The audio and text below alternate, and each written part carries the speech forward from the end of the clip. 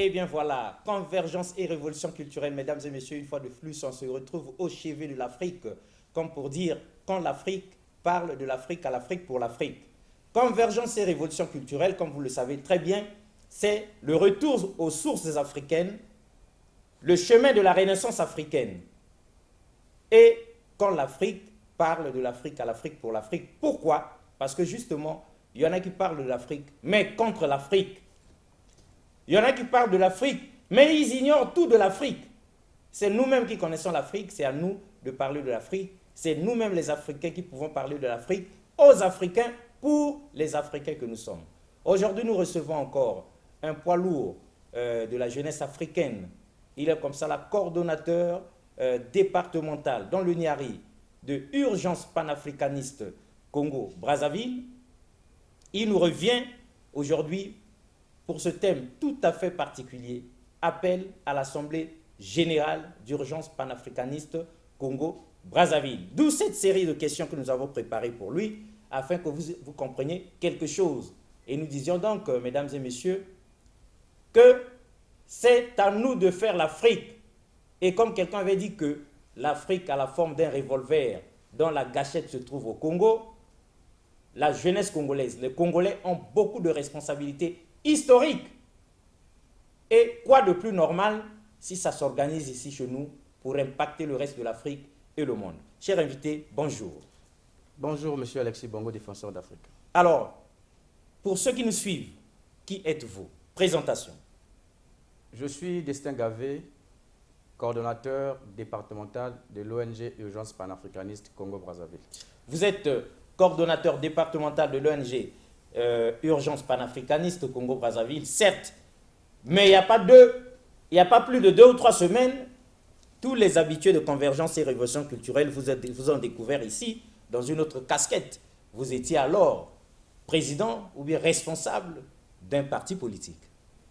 Effectivement, monsieur Alexis Bongo, je suis président du mouvement républicain qui était un parti de position républicaine, mais ça c'est une identité politique. Ah, et là vous êtes dans autre chose. Effectivement, je suis là en tant qu'Africain, en tant que fils d'Afrique, qui parle de l'Afrique aux Africains. Super. Alors dites-nous, c'est quoi Urgence panafricaniste Congo-Brazzaville? Avant de répondre à cette question, monsieur Alexis, il faudrait d'abord que nous puissions rappeler à nos frères et sœurs africains et africaines que le panafricanisme est un mouvement qui a été créé pour l'unité du peuple africain. Et donc le panafricanisme existe depuis 1900. C'est suite aux irrégularités qu'on a constaté qu'il était évident qu'on crée un mouvement qui peut rassembler tous les Africains, de gauche à droite, d'est en ouest, du nord au sud. Voilà pourquoi on avait créé le mouvement panafricanisme. Et donc, pour revenir à votre question, Urgence panafricaniste, c'est une ONG qui lutte effectivement pour l'autonomisation et la libéralisation de l'Afrique. Cette ONG a été créée par le défenseur international Sémi Keba. Donc, notre ONG tire sa révérence du Bénin parce que ça a été créé là-bas. Et nous sommes l'antenne du Congo-Brazzaville de cette ONG internationale. Ah, Kémy Séba, puisque c'est de lui qu'il s'agit, est donc comme ça votre leader international. C'est lui le président fondateur de l'ONG Urgence panafricaniste. Alors, si on vous demandait, puisque l'occasion fait le larron, mesdames et messieurs, si on vous demandait de résumer en 2 mots Kémy Séba, que diriez-vous? En 2 mots, que pensez-vous de lui? Je pense que Kémy Séba, c'est ce genre d'Africain que le peuple africain a besoin. Courageux, charismé. Il draine les masses partout où il passe. On l'appelle l'enfant terrible de la France-Afrique. Ah, en un mot. D'accord. Destin Gavé, quelle est la vision, les objectifs, quelle est la vision, quels sont les objectifs comme ça là d'urgence panafricaniste Congo-Brazzaville? Parce que s'il y a une antenne nationale, il faut bien qu'il y ait une vision, il faut bien qu'il y ait des objectifs à atteindre. Bon, mais il faut savoir que lorsque c'est une ONG internationale, nous avons plus ou moins les mêmes objectifs. Parce que nous constatons que les peuples africains subissent plus ou moins la même souffrance. Donc notre objectif, c'est quoi? C'est libérer l'Afrique. Notre objectif, c'est que les Africains s'expriment librement, que les Africains se sentent libres Parce qu'aujourd'hui, nous savons tous, et surtout au niveau de notre ONG, nous constatons que le peuple africain, c'est un peuple aliéné. C'est un peuple qui ne parle pas librement. Donc nous voulons que les Africains soient libres, soient autonomes, soient indépendants. Parce que notre continent n'est pas encore indépendant. Voilà un peu, en gros, l'objectif principal de notre ONG. C'est l'autonomisation et la libéralisation de notre continent africain. Mais le continent africain, pour peu que nous nous rappelions, mesdames et messieurs, des leçons d'histoire données à l'école, sues par tous, l'Afrique est indépendante depuis les années 60, Destin Gavé. Pourquoi vous dites encore que notre continent n'est pas indépendant? Mais, monsieur Alexis, lorsqu'on parle d'indépendance, c'est dans plusieurs volets. Déjà, sur le plan économique, le continent africain n'est pas libre. Parce que la monnaie que nous utilisons n'est pas imprimée en Afrique. Aucun pays africain sur les 54 pays que nous avons imprime sa propre monnaie sur le sol africain. Pour nous qui utilisons le franc CFA, par exemple, le franc CFA, les 14 pays qui l'utilisent, le franc CFA est imprimé en France. Et donc, lorsque votre argent que vous utilisez est imprimé ailleurs, c'est que vous n'avez pas de souveraineté. Donc, aujourd'hui, le peuple africain n'est pas souverain. Ça, c'est sur le plan économique. Donc, la souveraineté économique. Ça, c'est la souveraineté économique. Elle nous fait défaut. On peut également aller sur la souveraineté politique, avec l'avènement de la démocratie. Nous, les Africains, on n'est pas habitués à la démocratie. C'est le sommet de la Bolle qui nous a imposé on ça. Nous a imposé avec la François démocratie, Mitterrand. raison pour laquelle aujourd'hui les Africains ont du mal à s'accommoder à cette notion de démocratie. Donc nous constatons là également l'Africain n'est pas libre sur le plan politique. Si on va sur le plan scientifique, l'Africain n'est pas libre, puisque les téléphones portables que toi et moi nous utilisons, c'est en Chine que ça quitte, c'est aux États-Unis d'Amérique. La télévision que toi et moi nous sommes sur le plateau, ça n'a pas été créé ici au Congo. Les caméras, tout ce qui va avec. Donc, sur toutes les formes... Même le stylo qui est sur la table ici. Effectivement, sur toutes les formes, le continent africain n'est pas libre, n'est pas indépendant. Donc on ne peut pas parler de l'indépendance, c'est une utopie. Parler de l'indépendance de l'Afrique, c'est un mensonge. Le peuple africain, le continent africain n'est pas un continent libre et indépendant. Nous ne sommes ni libres, ni indépendants. Malgré les indépendances de façade. Quand nous en parlions ici, quand nous le disions ici, il y en a qui protestaient comme si nous étions libres et indépendants. Non, loin de là. Merci Destin Gavé. Mais le problème avec nous, Convergence et Révolution culturelle, c'est que nous voulons trop comprendre les choses en profondeur. Dites-nous clairement qui est derrière Urgence panafricaniste Congo-Brazzaville. Est-ce que vous vous organisez vous-même ou bien derrière vous, il y a quelqu'un qui tire les ficelles dans l'ombre comme pour vous mettre à l'avant-scène? Pendant ce temps, c'est lui qui attend les dividendes. Mais c'est comme je vous ai dit, monsieur Alexis Bongo. Urgence panafricaniste n'est pas née ici au Congo-Brazzaville. Ah. Urgence panafricaniste est née au Bénin. Nous sommes une antenne de cette ONG. Et il faut d'abord savoir que l'ONG vit. Parce que nous pensons aujourd'hui que le panafricanisme, c'est une blague. Non. Les Africains ont compris c'est quoi le panafricaniste. Et regardez lesquels qui financent Semi Keba. C'est le footballeur Nicolas Anelka. C'est le footballeur Dembaba. C'est des Samuel Eto'o et autres. Mais pourquoi ils le font? Parce que même aussi à leur niveau de responsabilité, dans leur popularité, ils comprennent, même en jouant du football en Europe et autres. Malgré toutes leurs célébrités. Malgré toutes leurs célébrités, ils comprennent que l'Afrique n'est pas libre. Et eux également, ils ne financent pas d'une façon cachée. Ils le font d'une façon ouverte. Tout le monde voit comment Dembaba, Nicolas Nelka donnent des financements à notre leader mondial, Semi Keba. Et nous avons vu aujourd'hui, il est le premier Africain à avoir construit un centre qu'on appelle PASTEF. Ce centre ne vend que les produits africains. C'était un bâtiment flambant neuf qui a coûté près de 996 millions de francs CFA. Cet argent-là, Semi Keba ne pouvait pas avoir ça. Mais c'est les Dembaba, c'est les Samuel Eto'o et tout le reste. Des mécènes, même d'autres dans l'ombre. D'autres dans l'ombre qui ne veulent pas se faire afficher. Qui gardent l'anonymat, qui ne veulent pas s'afficher. Et donc c'est pour dire que nous, ici au Congo-Brazzaville, si on peut revenir sur la question proprement dite, nous ici au Congo-Brazzaville, nous comptons sur tout le monde. Parce que ça, c'est ce qu'il faut savoir. Tout le monde a le devoir de soutenir le panafricanisme. Parce que là, on parle pas seulement des individus, mais on parle de tout un continent. Et fait ainsi, au jour d'aujourd'hui, nous n'avons pas encore des soutiens en tant que tels, ni dans l'ombre, ni En plein jour. En plein jour.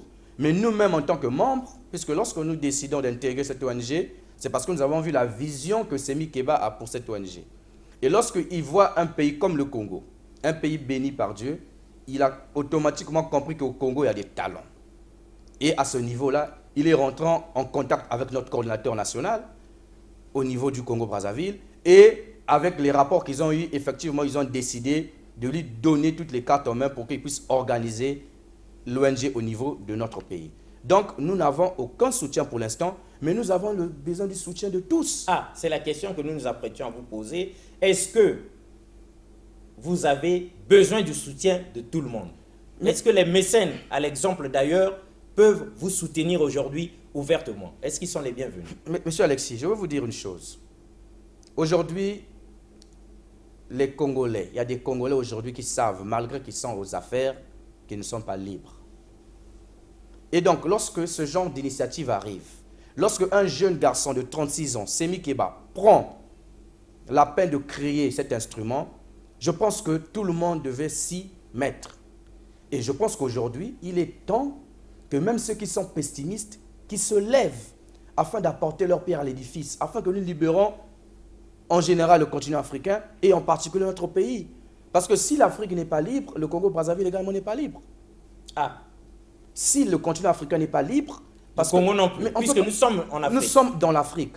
C'est comme dans une famille, le père de famille n'est pas libre, mais tous les enfants ne sont pas libres. Tous les enfants sont malades comme donc aujourd'hui, en prison. Nous lançons un appel à tous ceux qui pensent qu'ils peuvent s'identifier à cette vision noble et très équitable pour tous les Africains. La porte est grandement ouverte pour que chacun apporte, selon la mesure du possible, ce qu'il peut apporter pour que l'ONG puisse vivre et que nous puissions petit à petit aller vers la libéralisation de notre continent, l'autonomisation, la liberté du continent africain et du Congo en particulier. Mesdames et messieurs, nous mettons une pause sur vos questions parce que quand on avait su que vous arriviez sur ce plateau, d'aucuns avaient déjà profité pour envoyer toutes leurs questions ici qui sont mentionnées. Nous n'allons pas oublier, nous n'allons omettre aucune question, nous allons les poser, mais nous entrons d'abord dans le cœur de ce qui nous rassemble ici, l'appel à l'Assemblée générale de Urgence panafricaniste Congo-Brazzaville. En clair, vous voulez dire quoi? Mais lorsqu'on parle d'appel, c'est parce que nous pensons que à nous seuls, nous ne pouvons pas faire ce long chemin.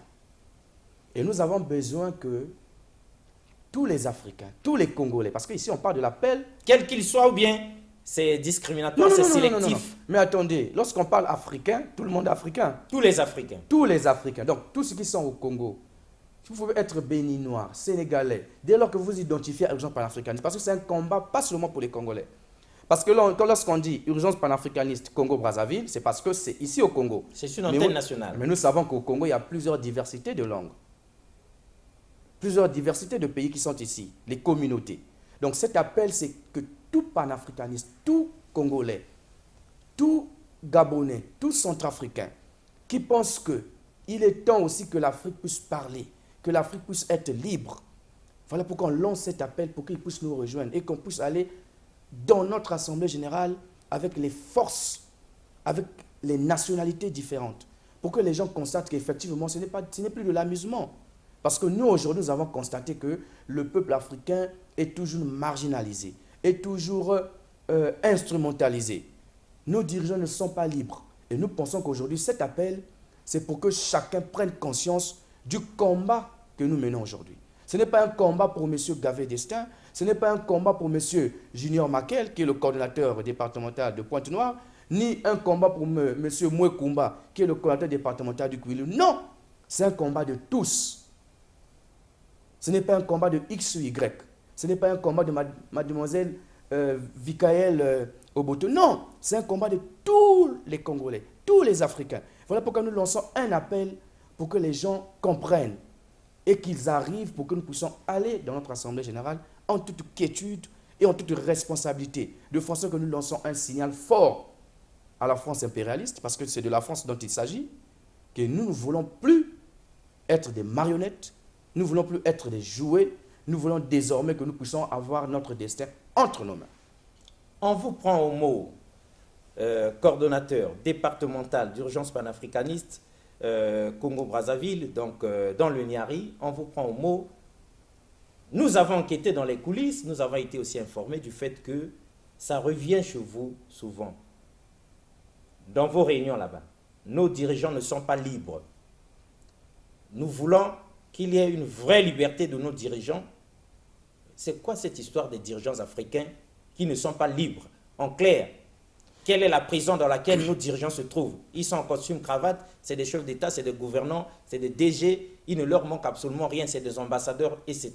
Maintenant, pourquoi vous dites qu'ils ne sont pas libres? Merci pour cette question très pertinente parce que là, ça concerne carrément le cœur.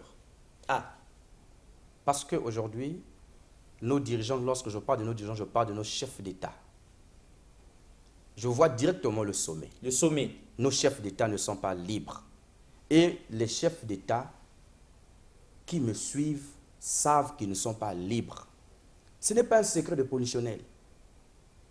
Les chefs d'État africains savent qu'ils ne sont pas libres. Ils sont contraints de faire certaines choses contre leur propre volonté. Mais étant donné qu'ils ne peuvent pas parler, ils sont obligés d'assumer. Pourquoi je le dis? Je pèse les mots. Vous avez intérêt à peser vos mots. Nous avons la charte de l'impérialisme. Je vais vous lire, par exemple, le tout premier article de cette charte que tous les dirigeants africains maîtrisent à la perfection. Ah, À la perfection, monsieur Alexis Bongo. Prenons par exemple l'article 1 de la devise. Devise de l'impérialisme. Gouverner le monde et contrôler les richesses de la planète. Notre politique est de diviser pour mieux régner, dominer, exploiter et piller pour remplir nos banques et faire d'elles les plus puissantes du monde. Ça, c'est l'article 1er. Je vais vous prendre encore un autre article. Je vais prendre par exemple l'article 22.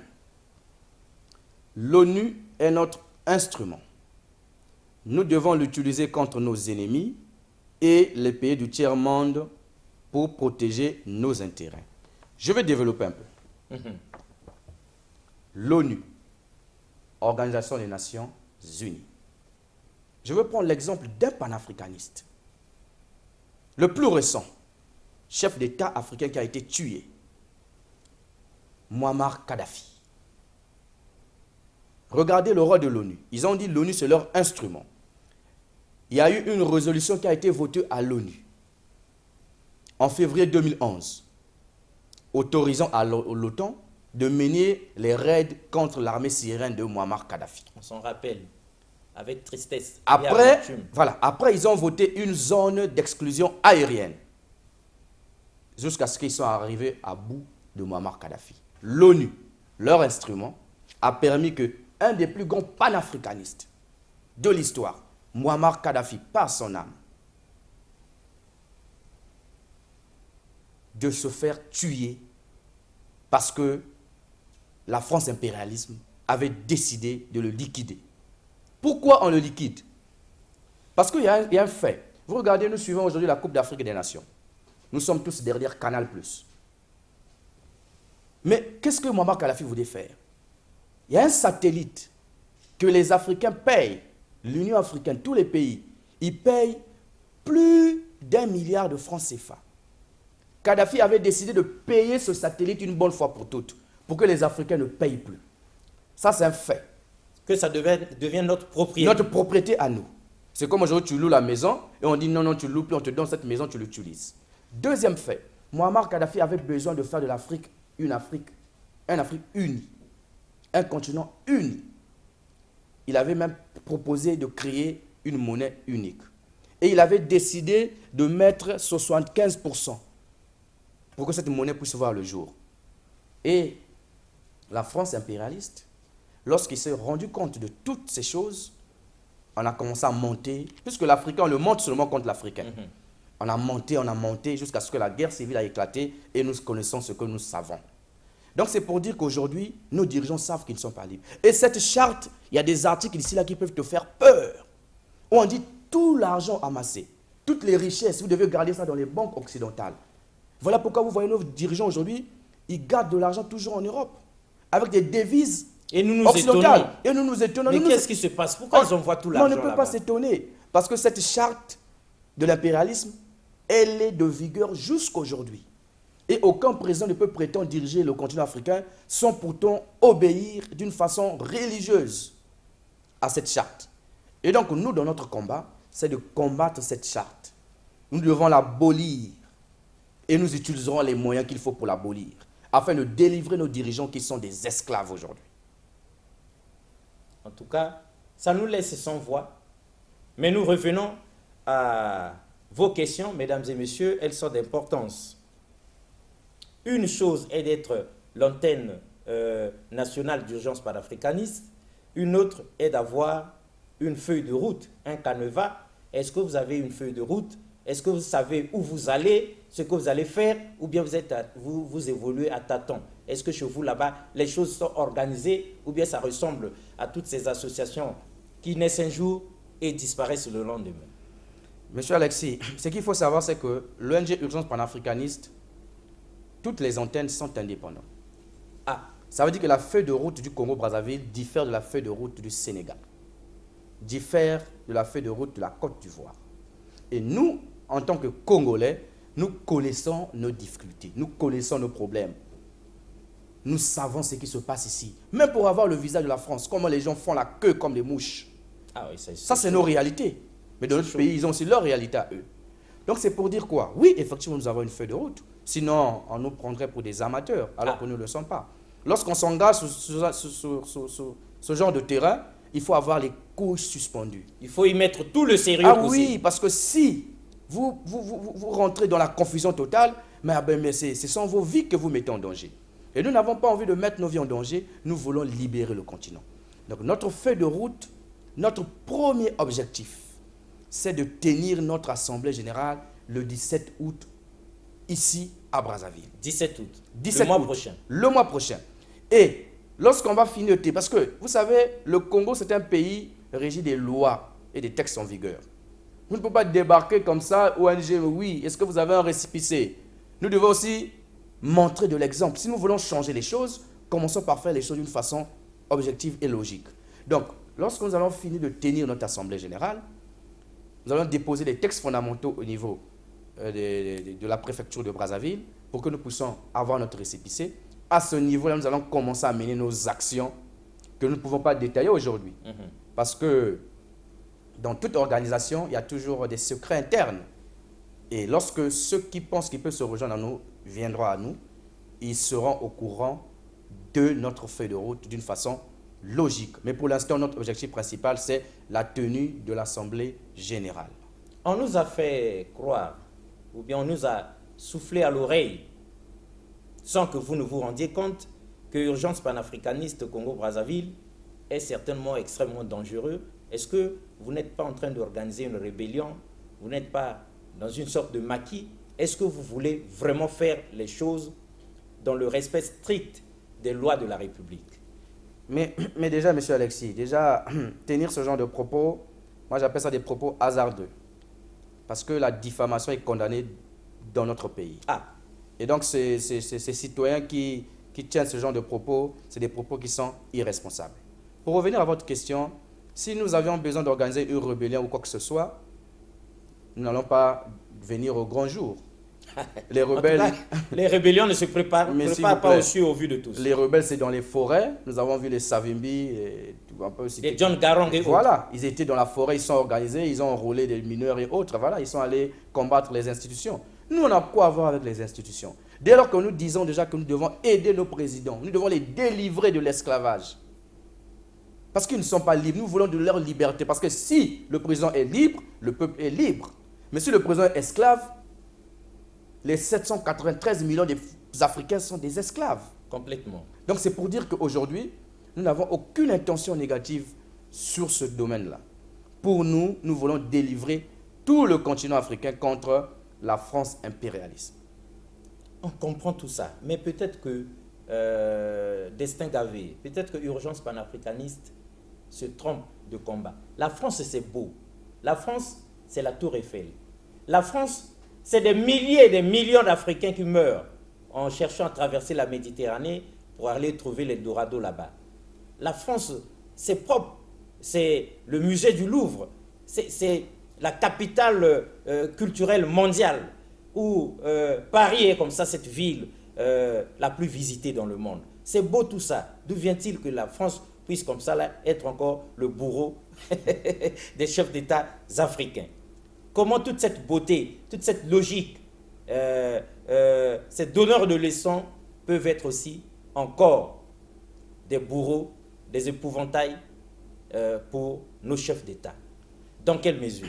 Monsieur Alexis, vous savez ce qu'on appelait le plus grand scandale pétrolier? Le scandale d'Elf. On connaît ça dans l'affaire Elf. L'affaire Elf. Avec Loïc Le Floch-Préjean. Voilà. C'est pour vous dire qu'aujourd'hui, nous n'avons pas de problème avec les citoyens français. Ça, les gens doivent se rassurer. On ne va pas dire à un Français le tabasser et autres. On n'a pas besoin de ça. Nous avons besoin de mettre fin à un système. Notre combat, ce n'est pas un combat d'individus. Emmanuel Macron, Nicolas Sarkozy, etc. Non.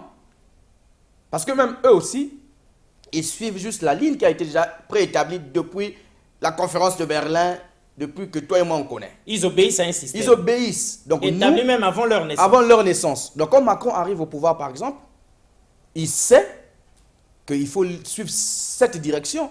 Dès qu'il se détourne, il y a des lieutenants qui le donnent un coup sur la tête. Il faut revenir sur le droit chemin. C'est comme le président. Dès que tu veux te détourner un peu, Laurent Gbagbo s'est détourné, on a vu. Pascal Issouba, on a vu. Arrêtons de se cacher les choses. Ah oui, c'est clair. Donc, lorsque nous parlons de la France impérialiste, on n'a pas de problème avec la France. Moi, j'irai en France en décembre prochain, je n'ai pas de problème avec la France.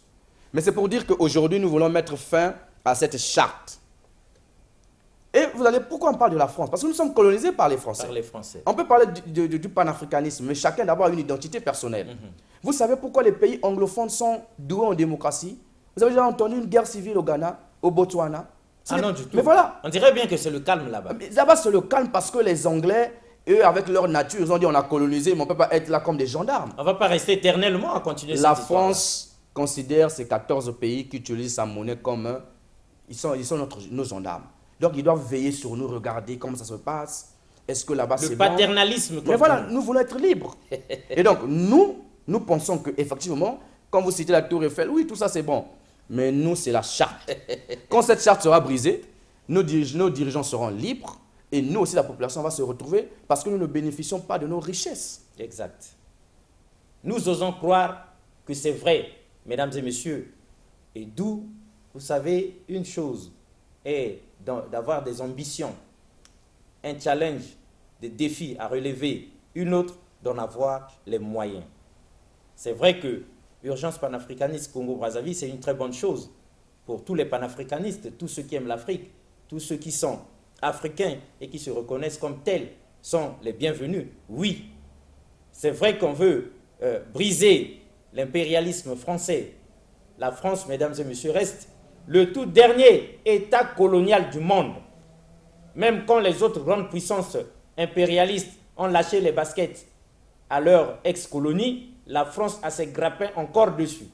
Certes, vous voulez libérer l'Afrique, nos dirigeants, donc les peuples, de ces grappins, de ce joug, mais quels sont les moyens dont dispose Urgence panafricaniste Congo-Brazzaville? Tout est affaire de moyens. Est-ce que vous avez les moyens de votre politique? Mais, monsieur Alexis, lorsqu'on lance un appel à l'Assemblée générale, c'est que nous voulons que chacun, en tant qu'Africain, sache que ce n'est pas un combat de M. Destin Gavé, mais c'est un combat de tous. Ah. Donc c'est pour dire quoi? Aujourd'hui, nous nous sacrifions. Quand on quitte Dolisie pour venir ici à Brazzaville, payer les déplacements, dormir dans les hôtels, ce n'est pas pour l'intérêt de M. Gavé et sa famille, mais c'est pour l'intérêt d'un peuple, c'est pour l'intérêt d'un continent. Donc les moyens, oui, les moyens. Voilà le problème aujourd'hui qui se pose avec les Africains. L'Africain, lorsqu'on parle de mettre la main de la poche et sortir même un billet de 5 000, ça devient tout un scandale. Mais là, le même Africain veut un changement. C'est paradoxal. On ne peut pas vouloir d'une chose et de son contraire.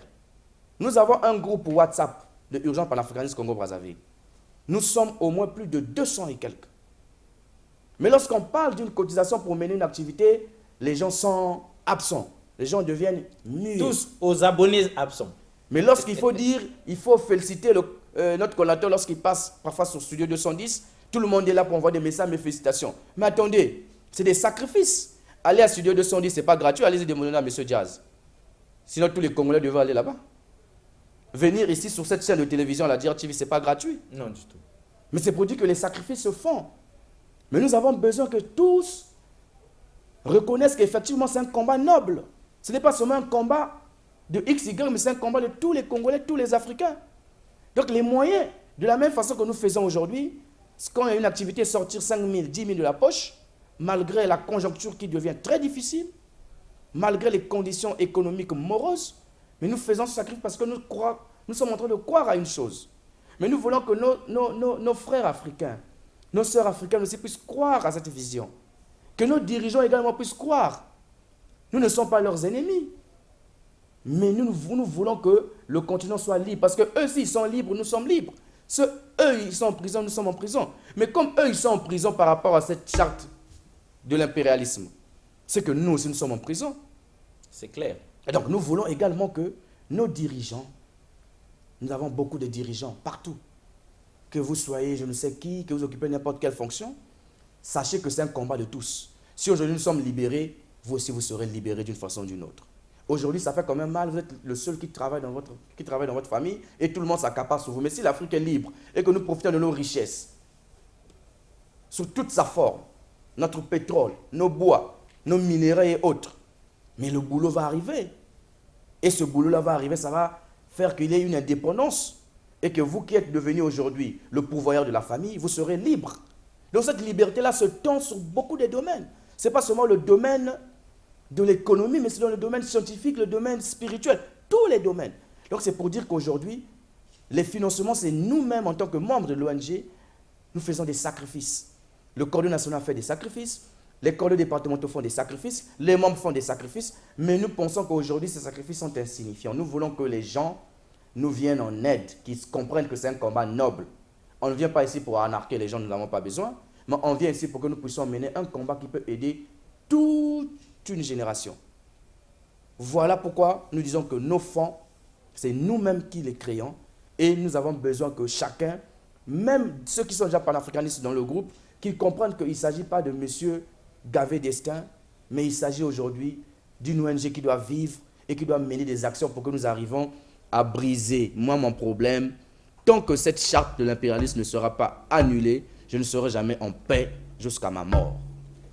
Tant que la charte de l'impérialisme n'est pas annulée, n'est pas brisée, nous ne serons non plus en paix, mesdames et messieurs. Parce qu'une chose est de constater qu'il y a problème. Une autre, de découvrir la source du problème. Mais une fois qu'on a découvert la source du problème, quel est le remède approprié, idoine, adéquat pour la résolution de ce problème? Est-ce que vous pensez que nous devons garder la charte en l'état jusqu'à la fin du monde? Est-ce que l'Afrique doit continuer à crier, à soupirer, à gémir? Est-ce que nous devons être piétinés par les autres continents jusqu'à la fin du monde? Ou il est temps que nous nous levions, que nous prenions le taureau par les cornes, que nous brisions la charte? Mais dites-nous, Destin Gavé, on est d'accord avec vous. C'est vrai que tout Africain digne de ce nom devrait normalement vous aider pour que vous puissiez faire les choses de la même manière que Kémy Séba est aidé au Bénin. Normalement, Urgence panafricaniste au Congo-Brazzaville devait être aidée. Mais on ne peut pas aider des gens qui ne sont pas organisés. Il faut quand même que vous fassiez preuve de rassemblement, d'organisation, de sérieux, pour que ça puisse comme ça là encourager quelqu'un, rassurer, pour qu'on puisse un tant soit peu vous apporter de l'aide ou encore vous faire confiance. Alors dites-nous, où en êtes-vous à Urgence panafricaniste Congo-Brazzaville, côté rassemblement, organisation de la chose? Mais ce qu'il faut savoir, c'est que sur ce domaine-là, nous allons à une vitesse grand V. Ah, Parce que nous constatons qu'un peu partout, les appels de notre cordeau au niveau du studio 210, qui est le canal par excellence de notre communication, les gens s'intéressent un peu partout. Aujourd'hui, je suis coordonnateur dans le Niari, il y a un coordonnateur dans la Bouenza, il y a un coordonnateur dans la Lekumu, il y a un coordonnateur dans le Kwilu, à Pointe-Noire, dans la Songa, à Brazzaville. Vous voyez que sur les 12 départements, nous sommes présents sur 7 déjà. Ah. Alors que ça fait à peine 3 mois que nous avons commencé ce combat proprement dit. Donc c'est pour dire que nous sommes organisés. Nous avons une coordination nationale provisoire. Sinon, pourquoi ceux qui sont en France nous envoient des transferts? Hier, j'ai reçu 50 € venant de la France. Pourquoi ils envoient cet argent? Ils envoient cet argent parce qu'ils savent que les gens sont organisés. Et chez nous, quand tu envoies, c'est actualisé en temps réel, dans le groupe. Donc il n'y a pas... Il y a clarté. Mais il y a clarté, mon frère. Si on veut mener Parce ce genre de qu'on est contre la gestion opaque des... Ah oui. Vous savez bien que c'est ça, le nerf de la guerre, certes, mais c'est ça aussi la source des problèmes. Mais attendez, cette gestion opaque-là aussi est due à quoi? À la servitude. Ah. S'il y a une gestion opaque, c'est parce qu'on leur dit amasser de l'argent, garder dans nos banques. Amasser, garder. Et la gestion ne peut qu'être opaque. Elle ne peut qu'être opaque. Nous ne venons pas pour une telle gestion. D'ailleurs, nous, aujourd'hui, dans Urgence panafricaniste, nous ne sommes plus là à condamner les gens.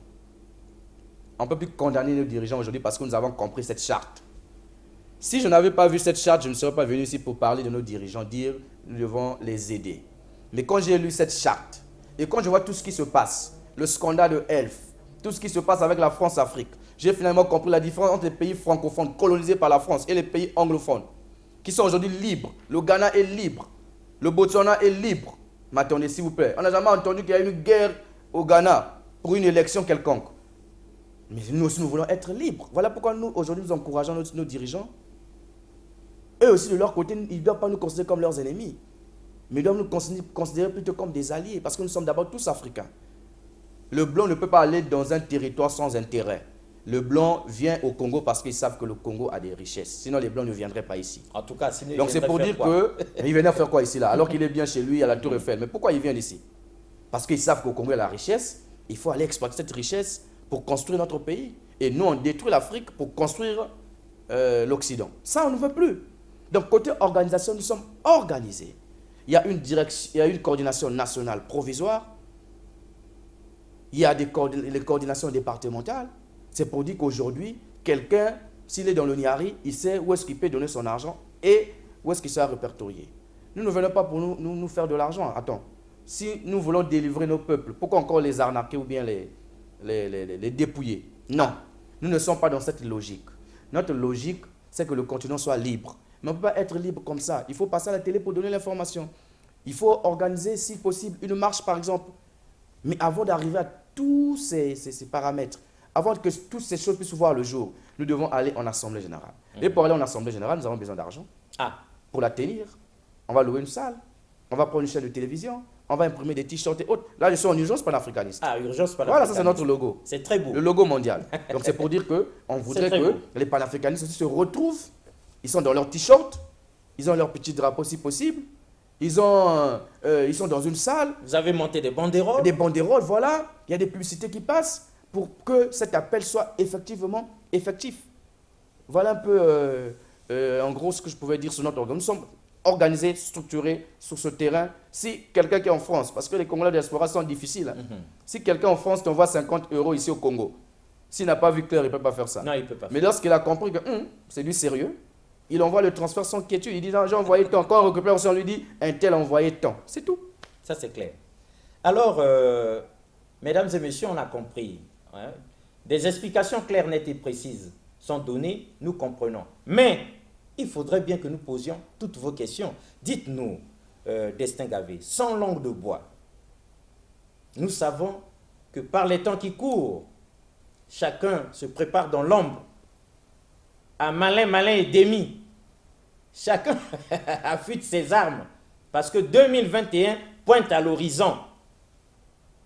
Chez nous, ici au Congo-Brazzaville. Alors dites-nous sans langue de bois.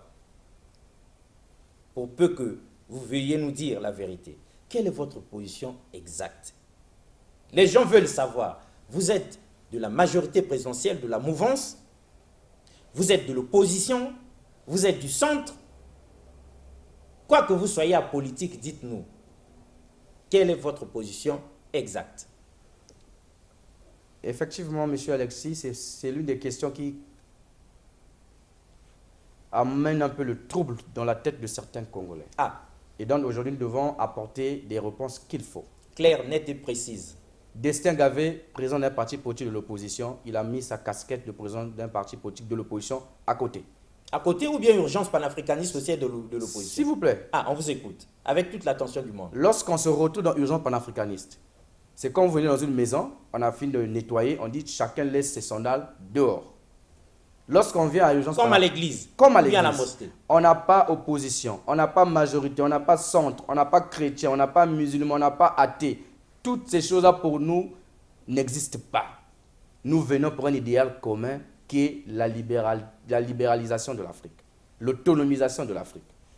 Et donc, nous savons que il y a des domaines. Il y a des panafricanistes scientifiques, il y a des panafricanistes spirituels et des panafricanistes politiques. Lorsqu'on parle des panafricanistes politiques, nous connaissons, on a par exemple Laurent Gbagbo, on a par exemple Muammar Kadhafi qui a été assassiné, Thomas Sankara. Les panafricanistes religieux, nous avons les Simon Kimao qui se sont levés. Les André Grenard, Mathieu, on dit nous, ils se sont imposés sur le plan de la religion. Sur le plan intellectuel, scientifique, nous avons le professeur Pascal Issouba, Théophile Obenga. C'est les panafricanistes qui sont dans le domaine scientifique. Mais chacun doit s'exprimer d'une façon libérale dans notre ONG. D'où une particularité énorme. Ah, Après discussion, analyse, le bureau, la coordination nationale, les coordinations départementales, on s'est retrouvés, on a dit, bon, nous savons qu'il y a 3 rouages dans le cas du panafricanisme. Qu'est-ce qu'on peut faire pour que chacun se retrouve dans son domaine de compétences? Qu'est-ce qu'on fait? On met en place 3 départements. Donc nous avons mis en place un département scientifique, un département politique et un département spirituel. Donc le panafricaniste qui pense qu'il peut s'identifier seulement à la politique, il vient dans ce département. Celui qui pense que je dois m'identifier au spirituel, il vient. Au politique, il vient. Au scientifique, il vient. Un seul aussi peut faire partie de ces 3 départements. ah, Maintenant, qu'est-ce qui se passe? Ce n'est pas parce qu'on a créé un département politique que nous devons faire de la politique. Non. Mais nous savons que la liberté de l'Afrique passe également par la politique. Donc, il y a un groupe de travail qui est là. Il y a des thématiques et des thèmes qui sont débattus. Nous analysons. Et à la fin, l'ONG peut faire un plaidoyer au niveau des pouvoirs publics, au niveau de nos dirigeants pour dire, nous pensons que sur ce terrain, sur ce chemin, il faut emprunter ceci. C'est un plaidoyer. On peut ou ne pas prendre cela en compte. Donc nous devenons une force de proposition. ah. Sur le plan scientifique, c'est la même chose. Sur le plan spirituel, c'est la même chose. Et donc ça ne fait pas de l'ONG une ONG apolitique. Vous savez que l'ONG est apolitique. Donc ça veut dire que nous ne soutenons personne. Nous prenons des résolutions qui s'imposent. Nous constatons qu'effectivement, par rapport à cette situation, l'ONG peut dire ceci, et enfin, le département politique. Et lorsqu'on écrit, on dit bien le département politique de l'ONG Urgence panafricaniste fait un plaidoyer sur la question, par exemple, du franc CFA. Finalement, ces départements sont comme des cercles de réflexion. Effectivement, c'est des cercles de réflexion où les gens se regroupent. Tu peux être de l'opposition, de la majorité, je le sais, de la société civile, partout. Lorsque vous êtes là, vous êtes chapeauté par un chef de département qui coordonne les débats, et à la fin, vous tombez d'accord sur certains principes qui va toujours dans le sens du panafricanisme. Ça ne peut pas aller à l'encontre. Toujours l'intérêt de l'Afrique. Non, s'il vous plaît. On ne viendra pas pour défendre l'intérêt de X, Y. Déjà, notre idéologie, notre première idéologie, c'est être contraire à défendre quelqu'un pour des intérêts égoïstes et personnels. Nous défendons l'intérêt général. Pas d'individualisme. Non. S'il vous plaît. Ça, chez nous, le mot là, chez nous, on ne connaît même pas ça. On ne mentionne même pas ça. Ah. Mais nous voulons l'intérêt de l'Afrique. L'intérêt du continent africain. Et pour que ce continent soit libre, il faudrait que nous puissions mener le combat sur ces 3 domaines. Le domaine politique, le domaine scientifique et le domaine spirituel, tout en sachant que nous sommes apolitiques, mais nous proposons ce monde, nous sommes une force de proposition sur ces 3 domaines. Donc nous ne soutenons personne et jamais on dira, même si on ne pourra jamais dire à nos membres, que ce soit en 2021, 2022, non soutenez tel candidat. Ça devient de l'embrouillement, de l'amalgame. Aucun panafricaniste d'ailleurs ne peut accepter ce genre de choses.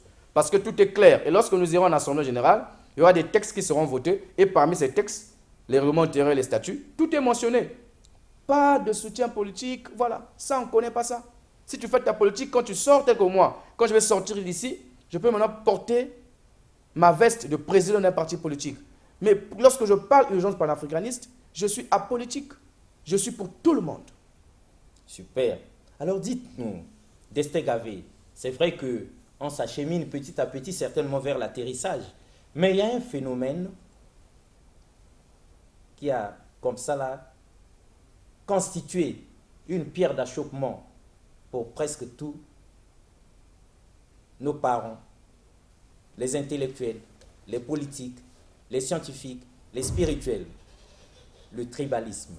Est-ce qu'au sein d'urgence panafricaniste Congo-Brazzaville, on retrouve que une ethnie, un département, le nord ou que le sud? Dites-nous, est-ce que vous avez su brasser tout le monde ou bien le tribalisme gangrène également urgence panafricaniste Congo-Brazzaville? Parce que nous craignons que le tribalisme ne détruise finalement cette œuvre panafricaine comme il a détruit partout ailleurs. Mais qui a amené le tribalisme? Ah, Le tribalisme, ce n'est pas les Africains dans leur sens propre. Nos arrière-grands-parents n'étaient pas tribales. Tu pouvais prendre le manioc, aujourd'hui tu te balades 15 km pour aller le donner à l'autre, qui est dans un autre village. Le tribalisme, ce n'est pas dans notre identité. Mais qui nous a amené le tribalisme? C'est le blanc qui nous a amené le tribalisme. Lorsqu'il est venu nous coloniser, avec son mensonge. Et il continue à faire ça jusqu'aujourd'hui pour mieux diviser, pour régner. dans l'esprit de sa devise, Effectivement. la devise de l'impérialisme. Donc si nous voulons aujourd'hui combattre la charte de l'impérialisme, ça veut dire que nous combattons le tribalisme. On ne peut plus être tribal.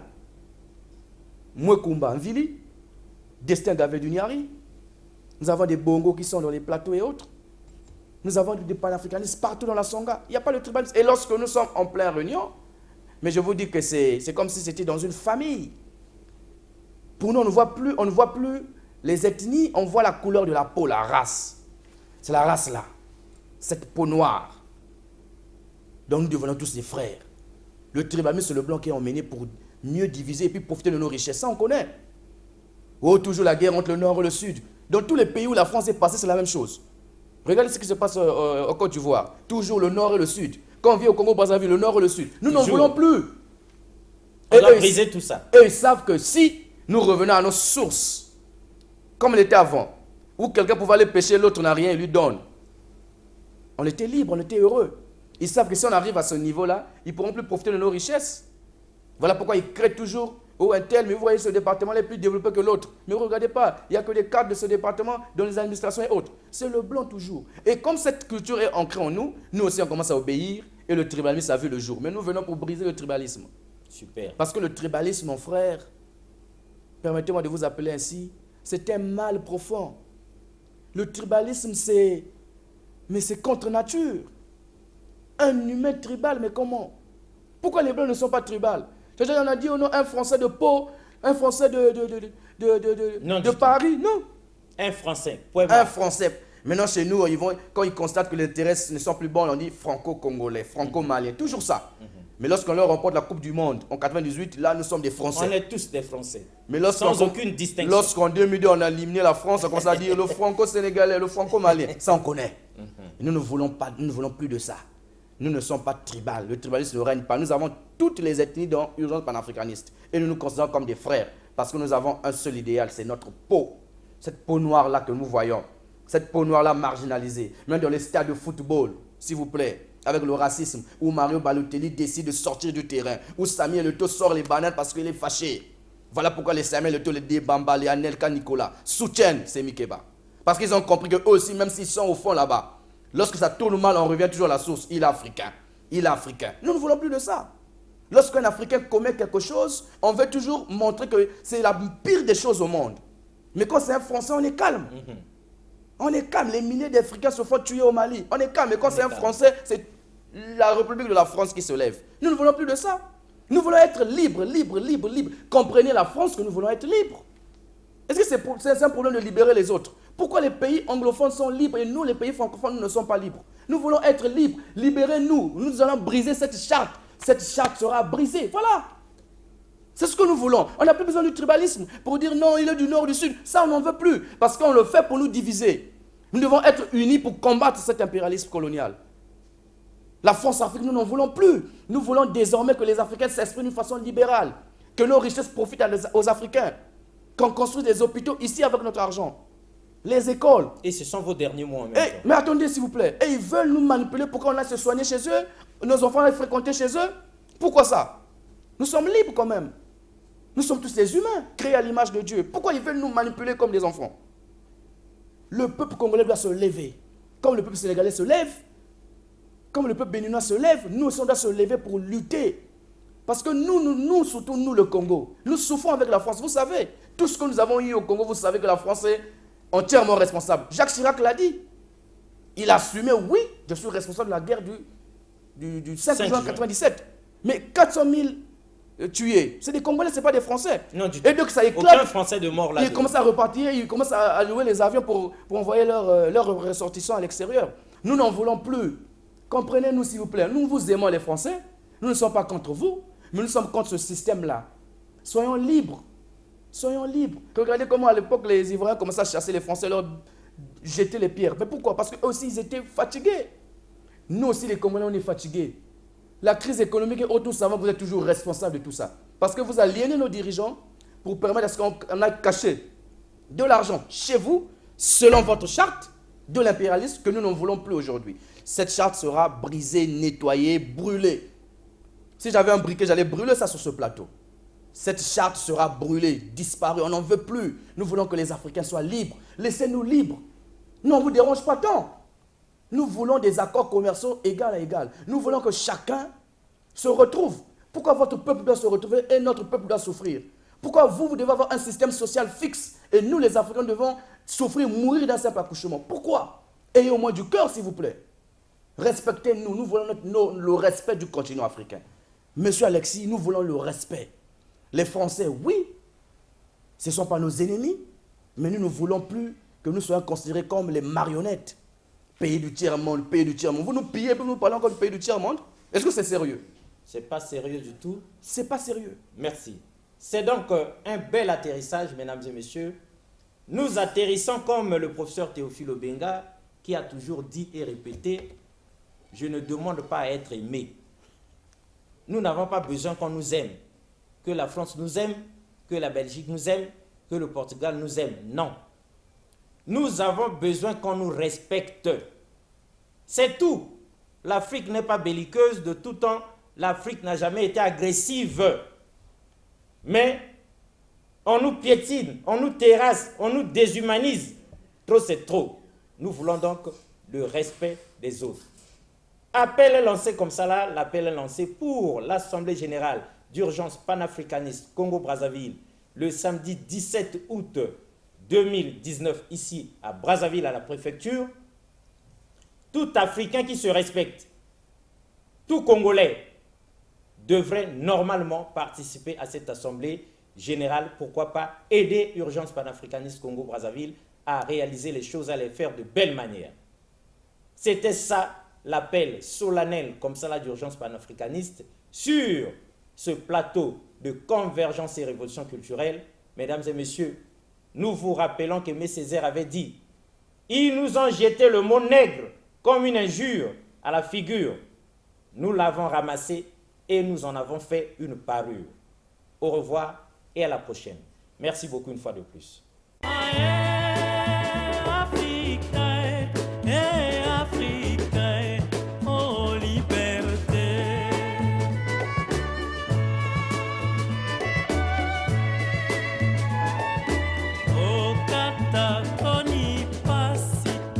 Soki na kati